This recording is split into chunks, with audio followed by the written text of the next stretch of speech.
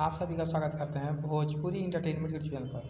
आ गए एक बार भी बहुत ही बवाल, बहुत ही धमाकेदार भैया छठ सॉन्ग के भैया अपडेट को लेकर, जो भैया बहुत ही बेहतरीन, बहुत ही लाजवाब सिंगर प्रमोद प्रेम यादव जी का बहुत ही प्यारा, बहुत ही मनमोहक भैया छठ सॉन्ग को रिलीज़ कर दिया गया है।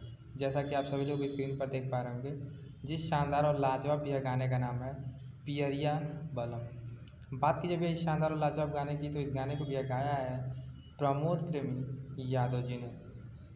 तो इस भैया बेहतरीन और लाजवाब गाने को भैया आज सुबह ही रिलीज़ कर दिया गया है सुर म्यूजिक के ऑफिशियल चैनल पर। अभी तक यदि आप लोगों ने इस शानदार और लाजवाब भैया छठ सॉन्ग को नहीं देखा, नहीं सुना है, तो जाएं सुर म्यूजिक के ऑफिशियल चैनल पर जाकर इस बेहतरीन और लाजवाब भैया छठ सॉन्ग को अपना प्यार से सुनवाते हैं, क्योंकि गाना बहुत ही शानदार और बहुत ही लाजवाब बनाया गया है। तो हम फिर मिलेंगे ऐसे ही बवाल और धमाकेदार भैया अपडेट्स को लेकर। तब तक जय हिंद, जय भोजपुरी।